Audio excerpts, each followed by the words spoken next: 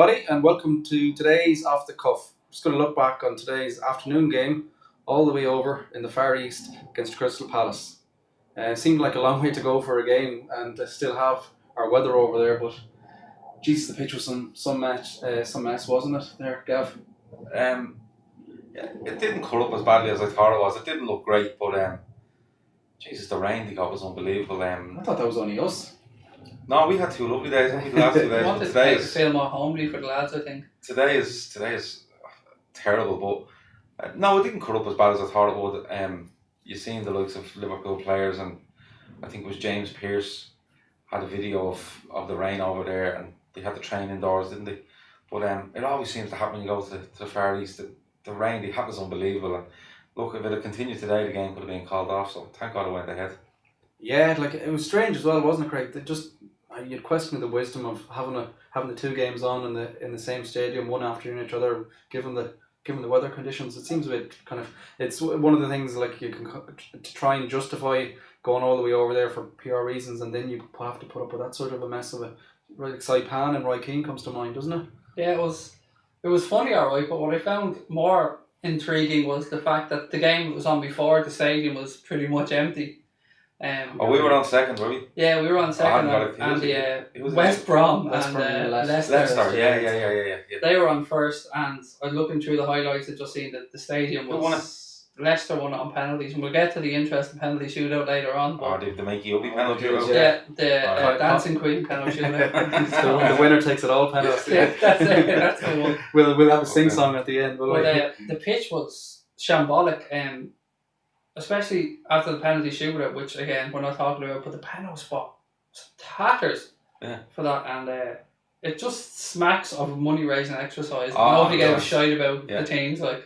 Yeah, but you see, if you put Liverpool on, the first game doesn't matter, and who turns up doesn't matter, because Liverpool are filling the stadium, and that's where they make their money off. If you fill that stadium once in a day, they're making that money anyways. Do you remember the last pre-season tour? There was a brilliant photo came out of Liverpool's kind of pop-up shop outside the stadium, and I think it was Everton's pop-up shop outside the stadium. I remember this. And the Liverpool tent was 4 or 5 times as big as the Everton tent, and the Everton tent looked like literally a little chipper van or something. Like it was. Somebody might correct me, but I think I was in work, so I was kind of glancing at Twitter and stuff like that. But if I'm right, one of James Pearce's tweets was like, "It's absolutely lashing down rain here, but there's a huge queue in the club shop." Yeah. So definitely the PR, from a PR point of view, which pretty much was the only way of looking at it. But Klopp must have been, I'd say, he was tearing his hair out. You heard the training camp was being disrupted. They had to train inside. He used to be very careful with his hair, though. To be fair, he does, he paid for it. He can't go around tearing his hair. Did he get his hair done? Yeah. Got the old Brugge done. Blackrock Clinic style. It seems to be. He's done away in You're gonna have to film. Did you not know this? No. Klopp was all. Klopp and Conte are the picture boys now, the poster boys for hair transplants. He's not getting hair transplant. Got it. I seem to have got it. Yeah. Should be sacked. Well, I do away with him now. No, look. You look at what he done and what he paid, and then you look at Rooney. Rooney needs a refund. He got that big time deals or something down the corner, didn't he? You know. I didn't know he got his hair done. Yeah, I'm sure you've seen the pictures of Conte though. I did see someone saying yesterday that Klopp there's a lot of cap action going on with Klopp. Is that to protect it? Well, it's setting itself in. It's just bedding itself in. No, this is 4 or 5 years ago. I think he got this. This is a good while ago. Klopp got his hair done. Oh, I thought he got it done this week. The way you're going on there. No, they hadn't got room. See, they concentrate on teeth whitening in the summer. There's no room for the hair transplant. Bobby's on commission there. Bobby keeps going. Bobby's like the kid that goes knocking on the doors on Halloween, gets the sweets and changes the mask. No, you know what he's like? Bobby's like, you know, if you sign up for Sky and you get a friend to sign up, you get 75 quid or something. You get a voucher and you get Sky Sports for half price for 6 months. And he's managed to drag, I think, Moreno and Coutinho in now. Did you see them? Exactly. The 3 of them on the plane with the white teeth. Blind the pilot, wasn't it? Yeah, they had to tone down the fucking light on the camera and everything. They didn't need a flash or anything. Like I was saying anymore, you know, when Bobby's through in goal, it used to be give the keeper the eyes. Now it's he just smiles at them. He gives them the teeth and just blinds them. Yeah, just smiles at them. The keeper doesn't know what's going on. His light flashes before him and he just slots the ball past him. But we're doing a great job here, not talking about this game. I can't go past there. Speaking of hair and all that, but like, Jesus lads, what has Liverpool football come to? Like, you've Lallana wearing an Alice band, like. Is he though? Now that's a vicious look like an Alice band to me. There's definitely a lot of growth there. He can do what he wants. No, as far as like, It's not as bad as like going in and getting your head reseeded, like, you know what I mean? What I'll say about this is, you look back to our team of. Are you going all perm mode, are you now? No, if you look back to our team of the early 2000s, and then you look at the handsome devils that we have playing for us now, the Emre Chans of this world, like to be fair to him, Lovren mightn't be the greatest centre back in the world, but he's a decent looking fella, like. unit, isn't he? Yeah, we signed like. Genie has a smile that just melts you. Yeah. He get me into bed by just smiling at me. He's gorgeous. He's gorgeous. But you see, the thing is, like, you're saying go back, like, Tony Berger went around with the Alice band. Yeah, he probably. Milan Barros done it. I don't think he even had it back in those days. I think it was a shoelace. I don't even think it was a band. Lucas done it. Lucas went around with the headband. What's his name? Your man from Arsenal, the centre back Petit, sorry, not centre back. Didn't he have some type of a deal with a hair bobbing company or something? I know one of the Arsenal players had a deal for hair bands or bobbins. It could have been Petit, was it? I think it was Petit, wasn't it? Because I think at one stage even Seaman was having a go, wasn't he? He let Seaman, the hair oh Jesus, he went off one. Well, he had to make up for the late 80s, early 90s, you know, the moustache and the poxy hair. Yeah, he was just a weakness program after Ronaldinho chipped him there in the World Cup, wasn't it? He tried to change his whole thing. We'll try and draw back in. This isn't off the cuff. I've gone. Go on, Greg. A brilliant tweet went out today from our very own Ian Red Mysterio. Palace were making a second half substitution, and he said, "Why is the lead singer from Sexual Chocolate coming up on the pitch?" Good old Ian, Ask Mysterio himself. Ask Mysterio will be coming up again next week, so everyone can watch out for that. I have a few questions ready from planted. Fill me in. We will get to the Liverpool game at some stage, but fill me in this penalty shootout. Oh, so this is something you want a degree in. Is this a Mark of Van Basten thing now, where he's thought it up while he was lying in bed and they've decided, that's a great idea? It's someone that's done far too much time on their hands, and I'm convinced it's the English. It has to be an English. There's definitely an English patents or copyright to it. So what I know about it is, right, they've called it the ABBA penalty shootout. That's right. Yeah. Correct. So it's ABBA. Right. So for argument's sake, Leicester went first. West Brom take two. Leicester take two. West Brom take one. And then I think it's one because they call it ABBAA. Okay, so if you have Leicester, 2 for West Brom, 2 for Leicester, 1 for West Brom, that's 3 each. Does it go then alternate shots, or do you start the ABBA? If it goes to sudden death, as far as I know, well, there's still another 8 to go, you see. Is there? Yeah, because I was listening to the commentary today, because he said ABBA, and then he said, but it's ABBAA. Yeah, but if it's AB, then there's 2. There's a 1, 2 twos, and then 2 1s.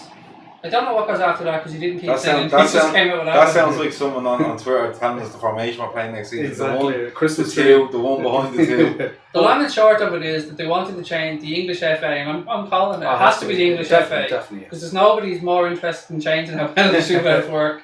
They wanted to change it because apparently 60% of the teams that took the first penalty went on to win the penalty shootout, except England. Lads, I'm going to be very cynical here. So the 40% were England. Exactly. Oh, they were the exception that proves the rule. What was wrong with the old system? Call me old-fashioned. You just get your penalty scored, you move on. Yeah, I don't think if you take 1 or 2 in a row that it makes a difference. Just it's 5 lads from 12 yards. You still have to score. The ball is sitting there.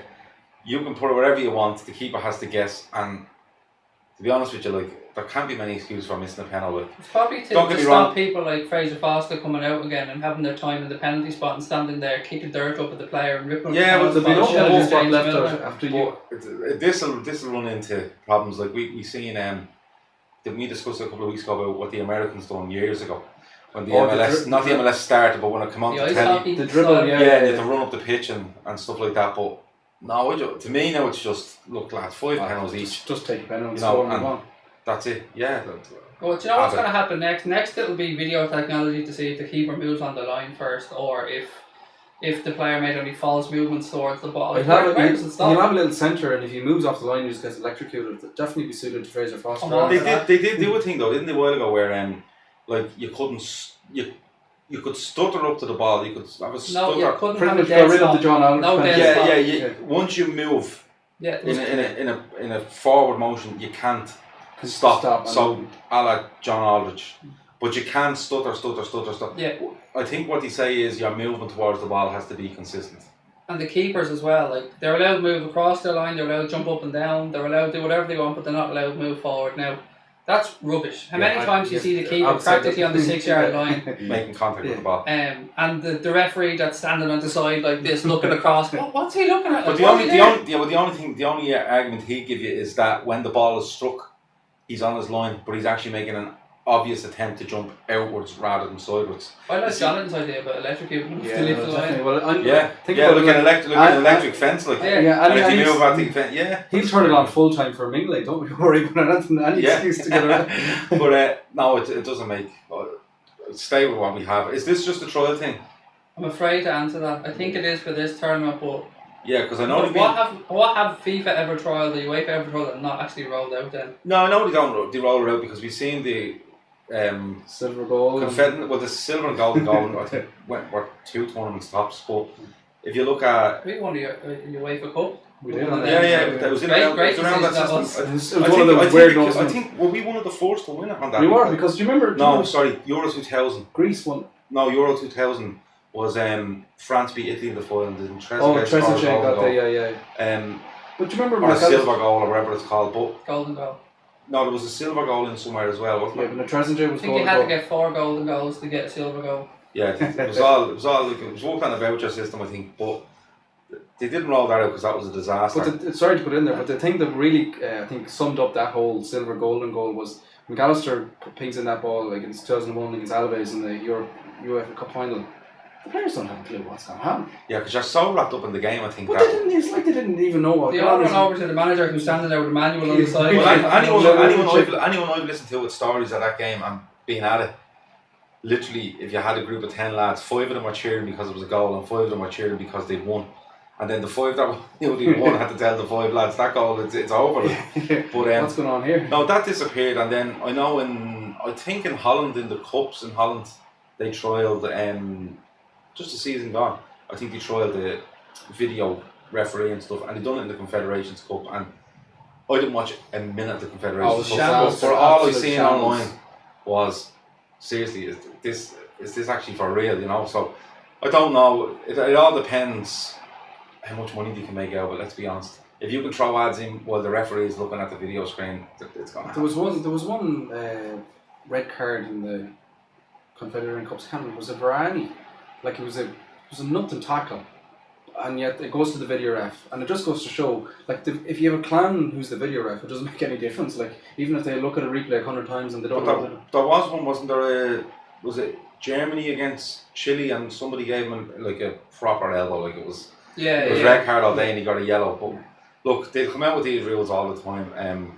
The best one now, before we move on, I think was one of Van Basten's brain farts was start taking players off every 5 minutes.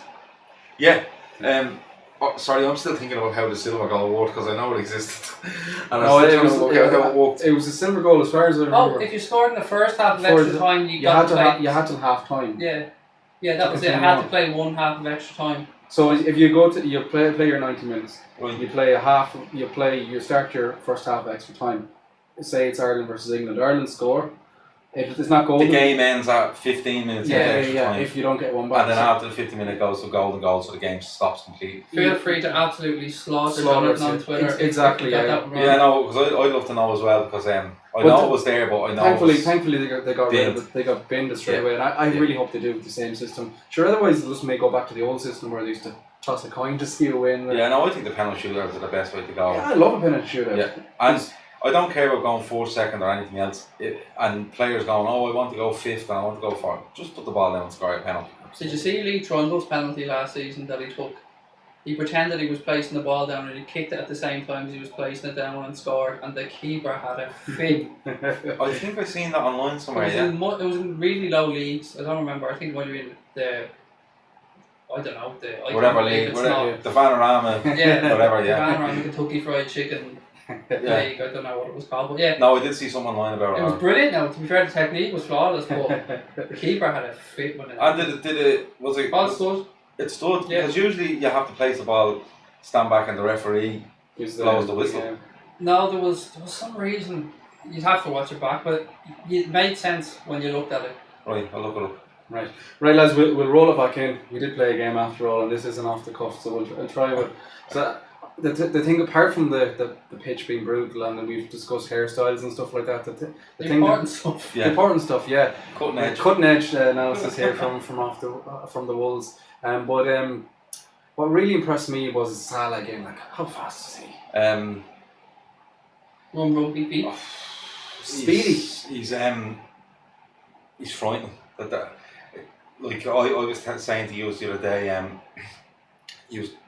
Was it yourself that done the Wigan podcast? That's right. And I'm sure you touched on it, but I think I was talking to one of you before, and I said, look, just watch the first minute and a half of the game. Seconds. It was somebody. Who was I speaking to?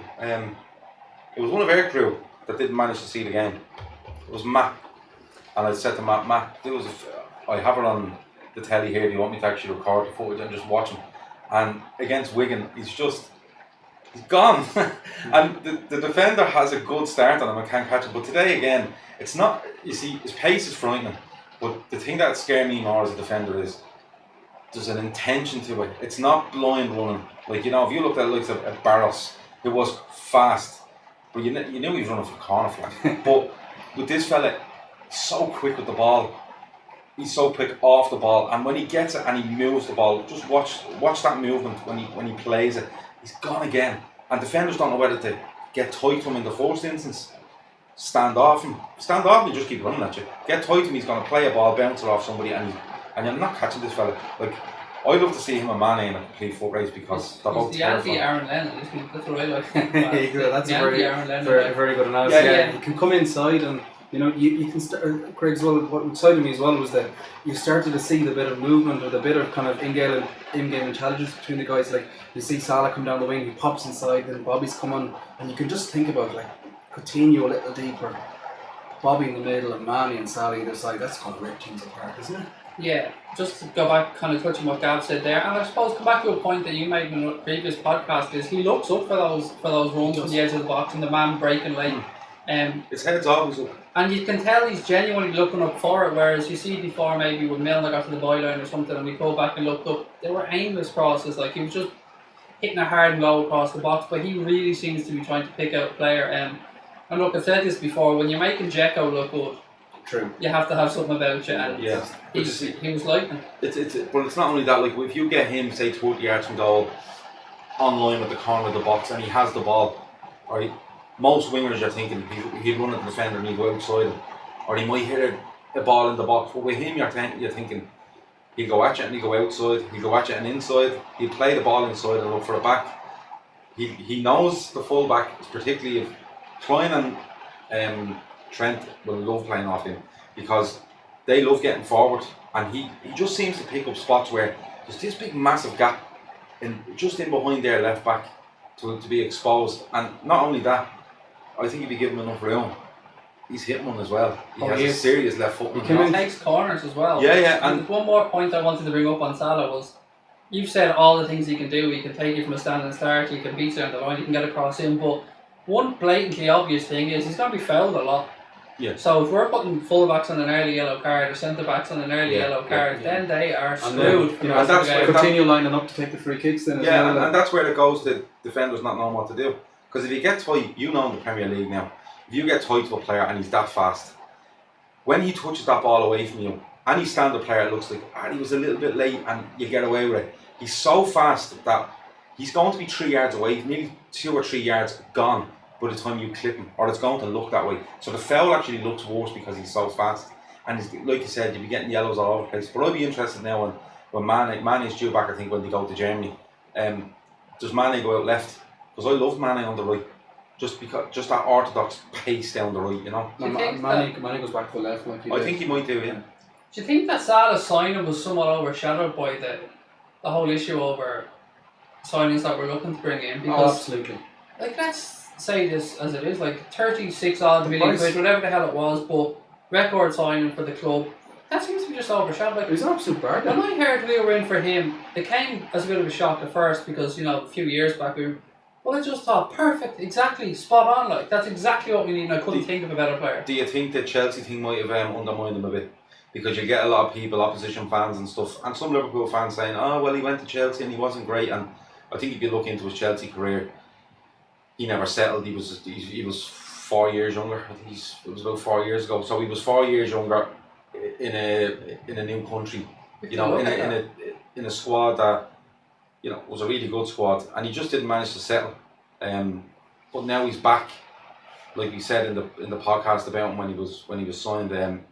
Now he's back that little bit older, that more experienced, and I think if you'd have taken that Chelsea experience out, and for argument's sake, if he went straight from Bâle to Fiorentina and then Roma, and his whole curve would be an upward curve, and then he hits Liverpool to go on that step, I think people will be raving. But I think just that little spell at Chelsea, everyone in England's going to remember him that more than Fiorentina and Roma. Isn't that great for us that he has that little spell? Just thinking from a total selfish point of view from Liverpool, he has that little spell, so there's that bit of self-doubt in him that he goes, I have a point to prove here. You know, I'm going to show you that I am good enough to play in the Premier League. It's a bit hard as well to judge any young lad from that stage of Chelsea, because Chelsea have farmed out a lot of good, like De Bruyne wasn't good enough apparently, had to go off, and he went to Wolfsburg or somewhere, didn't he? Then on Hamburg, was it Hamburg as well? Or am I making that up? No, we went to Wolfsburg it was, and then he went off to back to City. And who else was Chelsea farmed out was not good enough? Lukaku, who they tried to get back in. Did Matic leave and go back? No, I don't think was it. It was. I think Matic was a young lad at Chelsea. I think you're right. They sold him to Benfica as part of the David Luiz deal, didn't they, at the time? David Luiz again. Well, no, I think you see David Luiz. That was Conte masterstroke, if I'm being honest. Like he seen that he could fit him in a back. Yeah, because he can play ball and you can protect him. But like we're talking about Salah there, but another player that I was delighted to see again was Henderson, and he in the half that he played, he was spraying some lovely passes. His range was there again, and I can almost hear Matt at home now banging his hand off. Yeah, all the Chan. Yeah, but you see the thing is, Jan is still on holiday, and he will be back, and he'll probably be back for the stuff in Germany, I'd say. So, but as I've said before, look, I'm not in either camp. Either of them in the centre midfield do a job for Liverpool. They're both good enough to play. We have doubts over their injuries sometimes, and maybe the form of Jan, it takes a little bit of time to get going. But to see Henderson again getting another 45 minutes and look like he was running fine. He picked out some lovely passes. He controlled stuff a lot. But no, I was delighted to see him. The most pleasing thing for me with Henderson was obviously the passing was great to see, because I do think that's crucial for us, just to get the ball moving quick, get our shape moving pretty quick. But for me, it was the fact that he was smashing into tackles. He threw himself into a couple of tackles there in the first half, that's the most pleasing thing for me, because there's no doubts in his head over the ankle or whatever. Like it'd be only normal if it has, but he didn't seem to hold any little marker. He's just throwing himself in, which can only be good for us. Yeah, Henderson has that little snidey streak to him as well. Like that stupid thing with Costa, I'll never forget that. But I think Henderson's the only fella that needs to get injured to be better, to be actually fully fit, doesn't he? It's stuff to go wrong, so he's actually right. But it's look, I like having Henderson on the pitch, as Gav said, regardless of what formations you want to play or who's going to be in centre midfield. I think Henderson back there, he is the club captain, so ideally you'd like to have him on the pitch, and I think he does have that little air about him when he's on the pitch. People do look at him as the leader, and I think we spoke about it before. As good as Emre Can is, and he's a fantastic player, for me, Jordan Henderson is the one player in our current midfield that can control the tempo of a game better than anyone else we have. I'm not saying he's a better footballer than Emre Can, but I just feel he can control the flow of the game that little bit better, and I was delighted to see him back on the pitch. Yeah, absolutely. He's almost that player that you don't realise how good he is until he's not playing. And the thing about it is, I've been thinking about this Henderson Jan thing all the time, and I'm thinking if you're playing on a Wednesday in the Champions League game, fingers crossed as usual, but if you're playing in a Champions League game, say for example on a Wednesday, and then you're playing Saturday evening in a league game, so that's 180 minutes, right? I'd have no issue with them about getting 90 minutes. Now I don't mean a game each, I mean you go out in the Champions League, 60 minutes in, Henderson comes off, Jan comes on and does something different. Jan starts the next game, 60 minutes in, Henderson comes on if we need to up a tempo or we need to get our foot in a bit more, or whatever way, because I think they're very similar players. But Jan has that ability to break, like to just say, fuck this, I've had enough, and just take that ball and drive on. Yeah, absolutely, but this is what I've been banging on about, and people are bored, say these are bored, but I'm banging on about this all the time. Is this in between your Origi hate now? Or? No, that's so just, it's not a hate, it's just a really big doubt. But the thing is, Trent and and Klein, and if Robertson, it looks like, comes in, and Milner. You know, Milner's getting written off at left back, and I thought he had a great season last season. Exposed a few times, but what fullback isn't? So you have that. You have, like, for argument's sake, Matip, Lovren. Gomez looked decent, I thought, today. And if you bring in, you know, Van Dijk, you're four there fighting. It'll be interesting him. Oh yeah. Well, I don't know. I don't know whether there hasn't been an apology yet, so we'll keep going until the apology comes out. But you've two keepers, and they're giving it loads to try to get in. Three, four. The younger lad got a game at Tranmere, and he's really highly rated. But all over the pitch, and you're talking about tempo. I think you'll see Coutinho control a lot more of a tempo of a game now because of where he is, and it might be a case of Henderson or Jam winning the ball, getting to Coutinho, and he'll dictate whether we go forward fast or control it, or because he's happy in either situation. But with regards to today, first half anyway, there was some good ball. I think it was 0-0 at half time, but there was some good play, some good breaks down both wings, and look, I think everyone got through injury free, which is the main thing. No major injury. Well, I can't let the first half go by without just touching on Sturridge again, because he's the one player that halfway through last season I thought he's gone, he has to go. But he comes back against West Ham, we all know what he does, and then, Jesus lads, he's tanked out a lot, isn't he? He looked sharp, he looked slick. I thought there was a couple of nice touches from the first half. I'm falling back in love with Daniel Sturridge again, if I'm being honest here. I'm getting back on that train. I'm well back on it, I have to say. Yeah, Daniel Sturridge, I said a couple of months before the season ended, I don't think he'd play for Liverpool again once the season ends. So did I. I think a lot of people did. Hands out. Because I think they were looking at, you know... I never admit to an error, so I'm not saying that. But getting a few quid from wherever and the injury doubts. But it's not even that he's bulked out or anything like that. He seems to be walking around with his shoulders back, and he's, you know, he's not so much slumped, but you could see Sturridge's body language when he was playing. It was nearly a doubt in himself physically. But now you see him today, like I think he missed a decent chance in the first half. It was actually a good sliding kind of tackle blocked by the defender, but he seems to be walking around with that kind of chest out, shoulders back, and there's a bit of he has that bit of a suaveness about him, you know.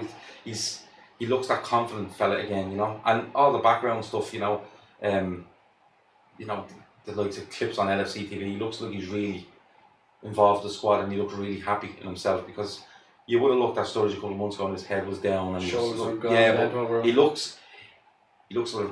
fella with a point of view. Fucking dress sense though. He's got his mojo back, hasn't he? These pictures of him on with fucking crazy hats and skirts. And one thing though I found interesting about Sturridge, we're all assuming a lot of things, but Klopp did come out and say it's the fittest he's seen Daniel Sturridge since he's been at the club. And we all know, you brought it up, Gav, I think on the last podcast, that he likes his players, or maybe it was Briz, he likes his players to be fit and ready to go and prove their fitness and be match sharp. He seems to go with match sharpness and consistency of fitness. Yeah. Mm-hmm. So please God, Sturridge goes through this pre-season, and look, you never have to worry about the goals. If the goals don't come from a pre-season, that's secondary. You know the goals will come. Yeah, and like we're talking about consistency of fitness as well. There's only one player last season that got the benefit of the doubt over his fitness at times, and that was Firmino.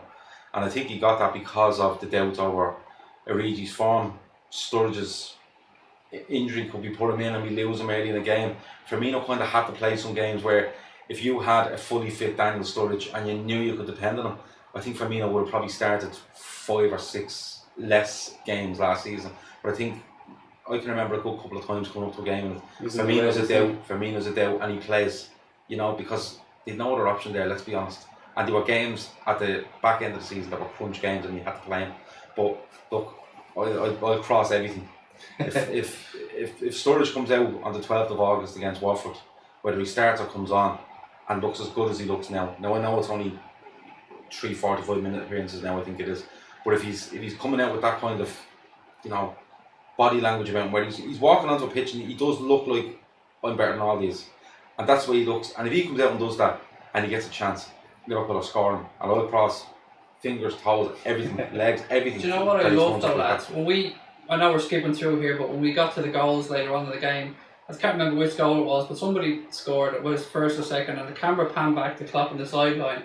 But you can see how excited Sturridge was celebrating the goal. And I like to look at things like that as well in players. It's like he's fallen back in love with the game again, hasn't it? It's like he's finally just settled down for himself and said, you know what, I'm happy enough here, let's give this a go. And apparently he turned down the big money move to China, and I don't know. It's amazing. We haven't signed an out-and-out striker, and yet last year we were having so many conversations about us being screwed in the striking position, and nobody signed, and yet that conversation hasn't been had yet. Yeah, and I think if you look at the season. Oh, sorry, Solanke signed. Apologies. Yeah, but if you look at the season last season, I think we are joint top scorers in the league. I think maybe Spurs scored more because they scored about 47 goals in the last 3 games. We were great at spreading them around, though. Yeah, we were. But what I'm saying to you is, if you look at the amount of goals we scored, and if you take away Spurs' last couple of games, where I think they hit Leicester for 6 and they hit Hull for 6. Harry Kane was scoring double hat. Yeah, you got just 2 hat-tricks in a week. But if you look at that, there wasn't anyone else scoring more goals than us. And we had, did Sturridge get I think he might have got 2 or 3 league goals last season. Yeah, very late. No, that's a guess.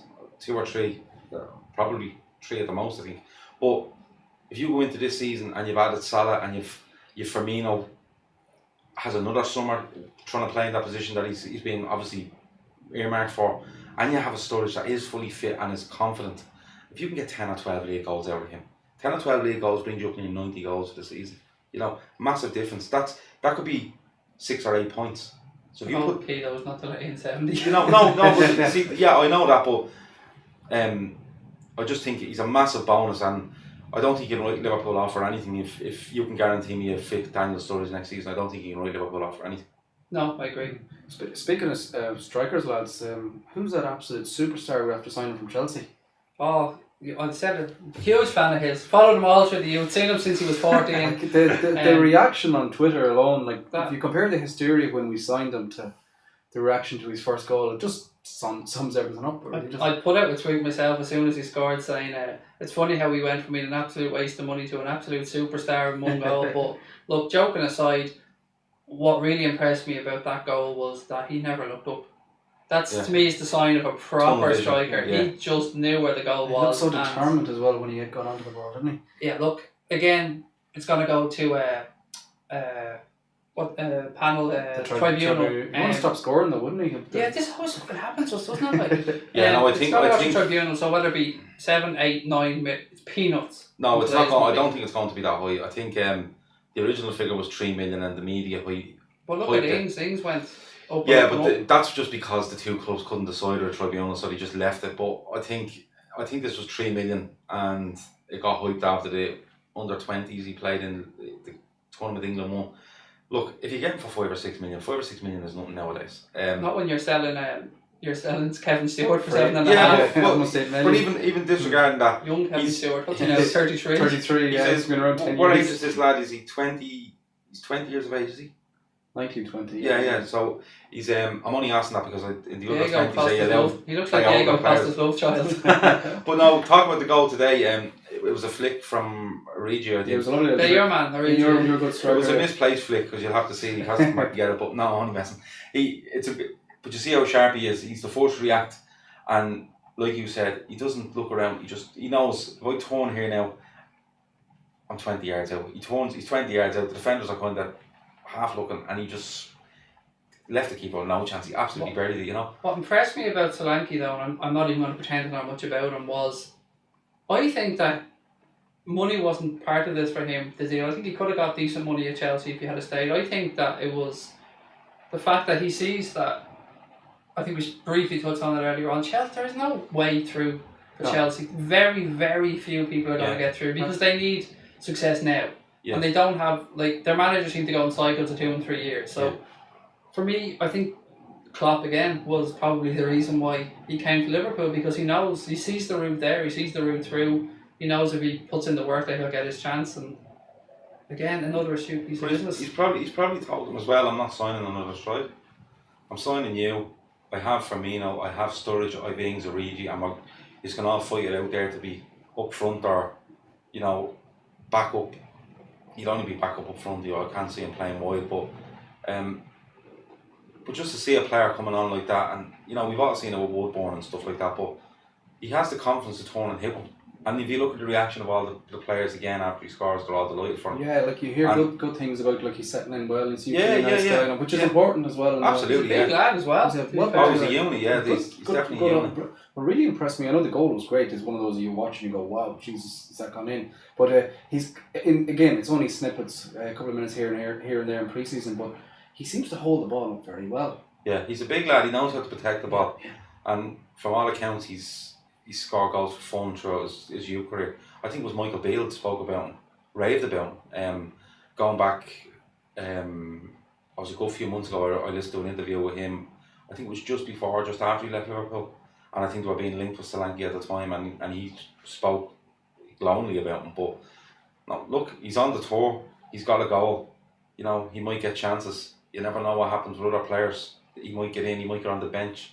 Like I said the other night, that player turned up for United 8 or 9 years ago, Makeda, got his chance, scored a couple of goals, was a hero at Old Trafford, and more or less got them over the line in the league. But this fella, you never know. He could get 15 sub appearances, and he might get 5 goals. 5 goals could be huge. huge. For a Premiership medal, though, won't it as well? Yeah. Oh God, don't say that.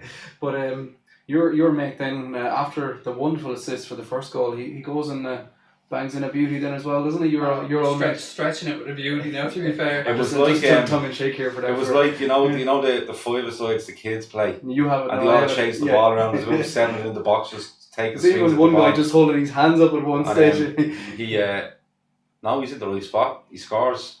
He's in the fucking way. That's what he wants. But no, look, I'm not going to backtrack on Origi. I think his form last year wasn't good enough. I think he hit a spell in around Christmas, the New Year, where he got 5 or 6 goals in 6 or 7 games or whatever it was, and he was looking good.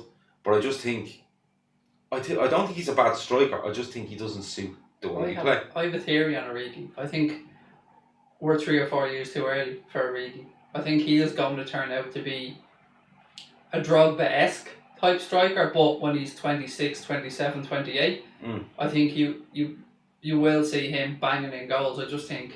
What do you do in the interim? I don't think he'll be at Liverpool. No, either do I. And I think you have a point because if you look at Drogba arrived at 24, 25 at Chelsea, you know, and he was brilliant for them. Let's be honest. Like for all the play acting and the jumping around, he was phenomenal for them. But I think you're right with Origi, and I think the thing that will get him there when he's 26, 27 is his game awareness and his game intelligence. I think is what will get him there because he has all the attributes. Look at him; he's 6'2" probably. He's well built. He's very, very quick when he wants to be. He has an eye for goal. Put him in front of the goal, he's decent. But I just think his game intelligence just lacks that little bit. Like if you put him into, let's say for argument's sake, Newcastle, I think he'd be grand at Newcastle. I think because if he told you go up front and we're going to play the ball over the top and you're going to run after it and you're going to score, I think that's fine. I just think the Liverpool way we play, if you watch Firmino has to, sometimes he pulls wide, sometimes he pulls short. But when he pulls short, he's not just laying the ball off, he's getting hold of it and he's committing players. I think Origi likes to slow things down when he gets out wide. I could be wrong. Listen, nothing would make me happier than to be wrong. He goes out, Firmino gets an injury, he comes in for the first 10 games of the season and hits 10 goals. I've no problem with that. I just don't see it happening. I have a feeling that he has a weak point upstairs. I think he has doubts in himself at times, and I think that sometimes, now of course this is all just my opinion, I think they might get the better of him at times, and possibly the weight of the shirt again, so young at the club, and he feels that when he gets his opportunity that he's under pressure, he has to take the opportunity. I think he thinks that if he doesn't score and take these opportunities, you see him sometimes taking ridiculous shots when he's on the field, like when he comes on. I'd be interested to see. I would say he'll have a very good career and he'll go on to do very well, but much like Markovic when we bought him, I don't think Markovic is going to have that great a career, but I think again we bought him too young because we're trying to do that thing of buying players. Yeah, because if you leave them 3 years and they are really good, they're doubling or trebling the price. This is where you have to start doing what Chelsea do and buy these players that year or two earlier again and just send them out for 4 years, 5 years, who cares? Like, just get them out and then get them back. And if they don't work out, then you've got a player with top level experience that you can sell on. And have made some sort of reputation for themselves, yeah. But look, I'm picking out Origi because I'm looking at the players that are up front for Liverpool, and I'm trying to work out in my own head nearly every day where these players play, who backs up, who plays in different systems. But look, we'll probably need them. We're going through all the options that we have and what games we might have. So you might need him. I think he plays best, you see, when we're a little bit under pressure and we're a little bit deep and we're able to get a ball into midfield and then look for that next ball. I think he's very good. He doesn't really work well as a one though up front, doesn't he? Yeah, he needs someone like and when he's running channels, he's really good. Like if you look at Bournemouth away, you know, it's one pass into midfield. Henderson gets it and he hits a beautiful pass. Origi's away past the keeper, scores from an incredible angle. If you look at Middlesbrough away, you know, it's a flow move, and the space kind of opens up, and he gets into a position and he scores. I just think when it's a little bit tighter and there's a little bit of having to drag defenders out of place, I think that's where he suffers. But look, it could be something to work on. It could be something to get away with. Like Jonathan Gav said there a minute ago that he thinks about the strikers and all this, and he thinks about what formations we might play. And you've probably done the same, but answer me this: when you're thinking about this and you're thinking about that, how much do you smile when you start thinking of the possible permutations of which players we have in which I'm positions? starting to drool. I have to carry it. All I can see is just the ball going ping, ping, ping, ping, ping, ping, ping around. You just see red arrows on every place, don't you? Yeah, I think it'll be the passing and movement and different things that will open up teams, but I think it'll be the opposition as much. I think the doubts in their own head is what's going to do it for us. You know, I keep saying, do they come with the player? Do they stay off? Do they try push up? Do they drop deep? I think the doubts in their mind, and when you have defenders that have doubts in their mind, they don't play as a solid back four, as if someone that's sure of themselves. I think that might work for Liverpool as much as all the talent we have. Just think about alone the say back four, back five, whatever it be. They're working on their back line, on their offside line. All of a sudden you have the full back going, oh Jesus, here's Salah coming. I'm going to have to drop a bit. I'm never going to be able to catch him. It's like, oh, will I go here? And it's that element of doubt that's going to be in their minds that's just going to create havoc. Going to create havoc next season. Well, if a full back drops, you don't even have to go and play near that fullback. If he drops, you can play through the middle line. You just go and the fullback's playing you on. And then you have people in midfield that are able to see that ball, because like they're going to make it very easy for our midfielders. There's one stage there in the first half. It's just a nothing ball played down the right channel.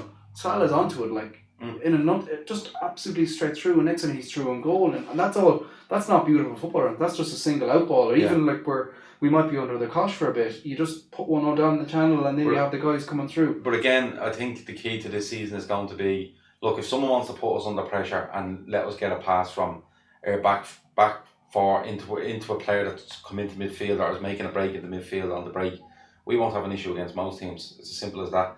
If we play where it's a congested kind of game, two kind of high lines playing, we won't have an issue there either, because if we can get a pass again, or we can pick just one pass into space, we won't have an issue.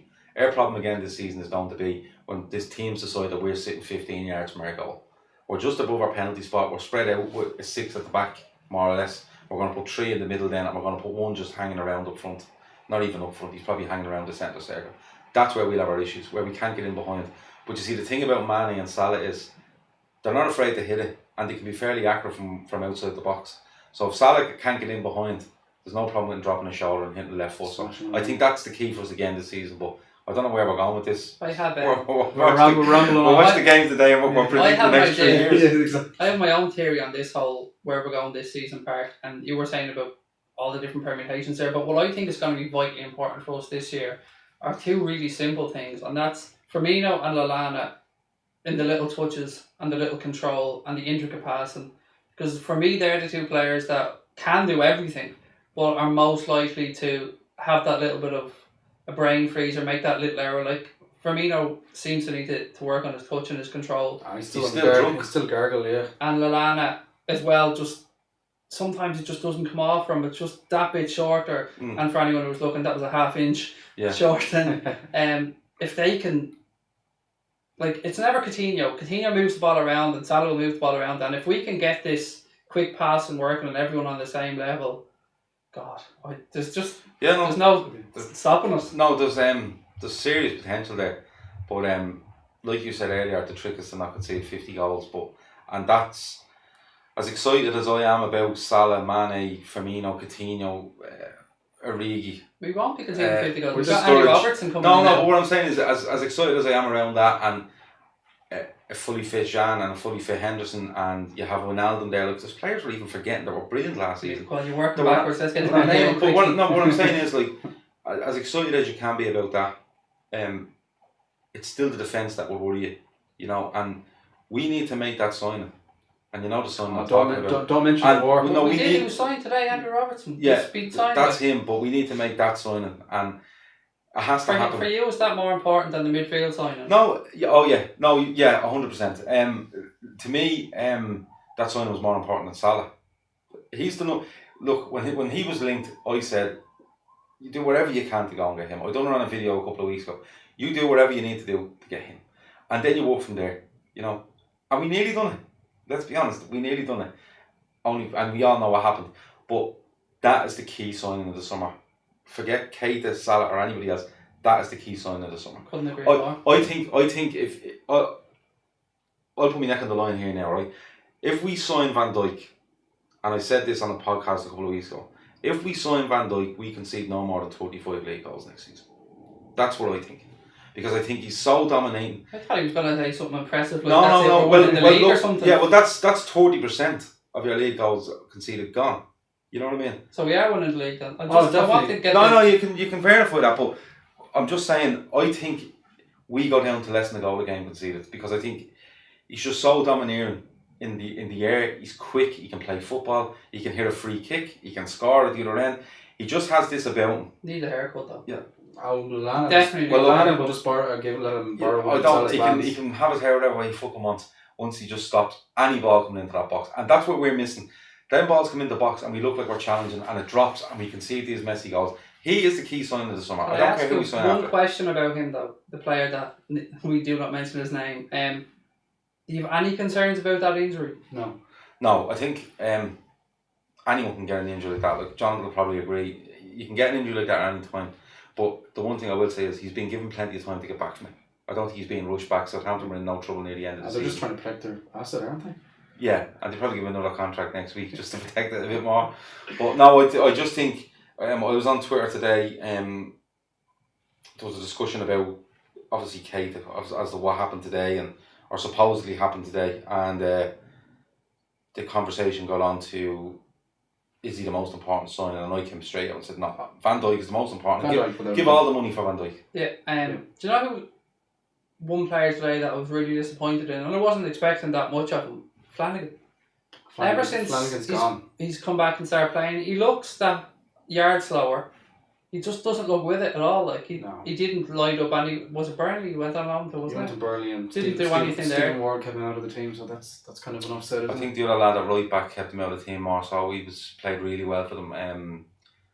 His name will come to me in a minute. He done really well for Burnley. He might have ended up the player of the season, I think. What are we thinking is going to happen here? He's gone to Championship.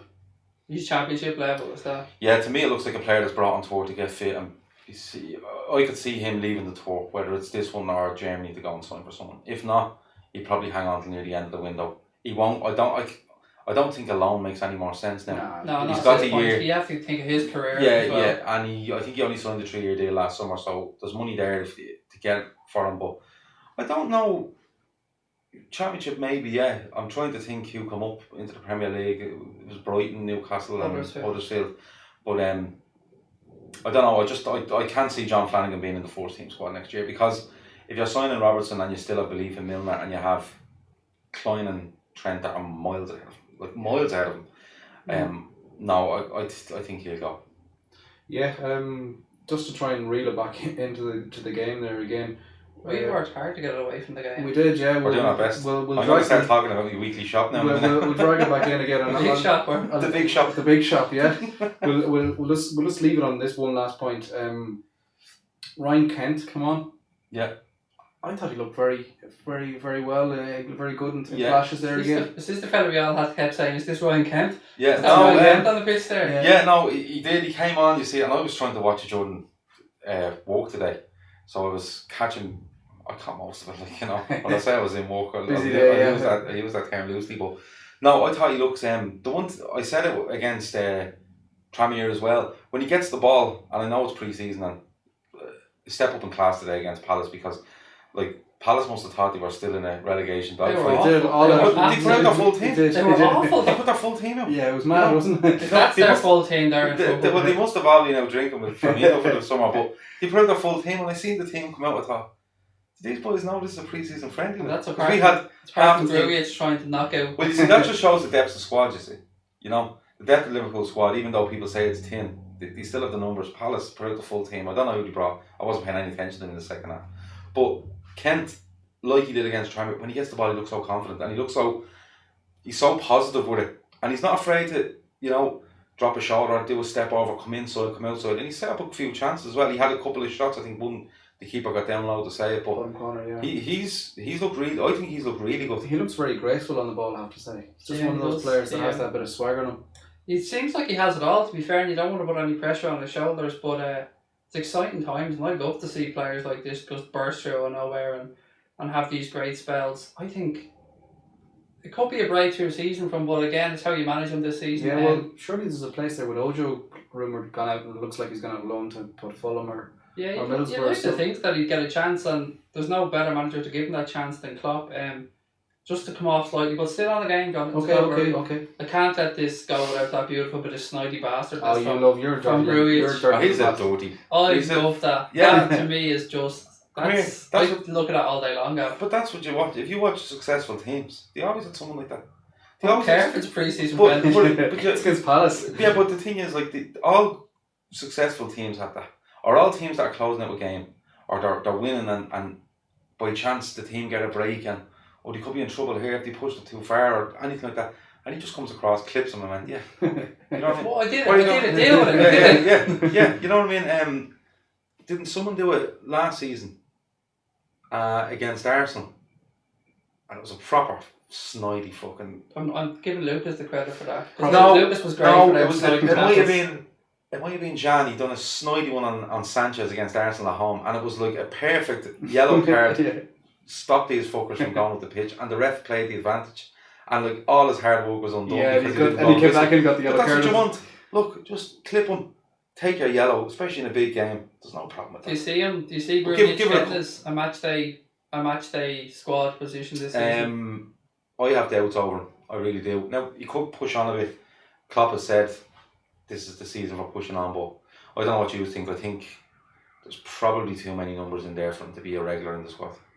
I'd like to see him given the Carrom Bowl, whatever that stupid cup is called these days, the Worthington Cup, the League Cup, They've made it the up another- Carrom, the Moose Cup, We'll just whatever call the it hell the- it's we'll just called. call it the League Cup. Yeah. I'd like to see him given a We chance. call it the at Milk that. Cup, will we? Yeah. Alright. Yeah, the Milk Cup. Yeah, we the call it. Bonya Cup. We'd like to see him given his chance in that one, but I have high hopes for Grujic. I really, really have high hopes for the lad. I think he has a bit of everything in him as well. He can shoot, he's rangy, he has confidence about him, he's got that little snarly bit Oh, about you him. just love that, don't you? I love a cunt. Yeah, I do as well, you see. I do as well, because sometimes Pair I of think dubs. Jan can do it and Henderson can do it, but sometimes you really need someone to, like, obviously do it. Yeah, Like, that's just to get you going, to get the team going. yeah, but you need someone that just blatantly does that and says, yeah, I've done that, what are you going to Deal do about with it? it. Yeah. But I'm just looking at it, like Craig saying he hopes he gets in. I'm just looking at it and kind of going, where does he get in?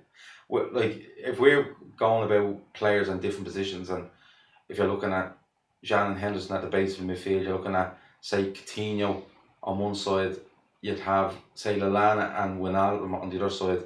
Grujic or Coutinho could be in for that, but, you know, we're all in. The place he might get a chance there is a couple of injuries in midfield, 2 games in a week. Then maybe you might see him get 2 or 3 games in a row, and maybe Klopp would say to him, look, you might get 10 games this season in the first team. What do you think? And have that conversation with him. But either way, I hope he gets an injury-free run. It's a big season for him, literally, isn't it? But he's right on the edge. I think he's not a fringe player, because fringe players are just people there you don't want to play and you just have to keep them. I think he is right on the edge of just breaking into the squad.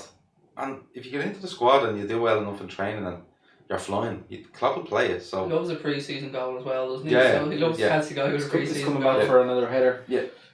But yeah, look, sure, we'll wrap it up there, folks.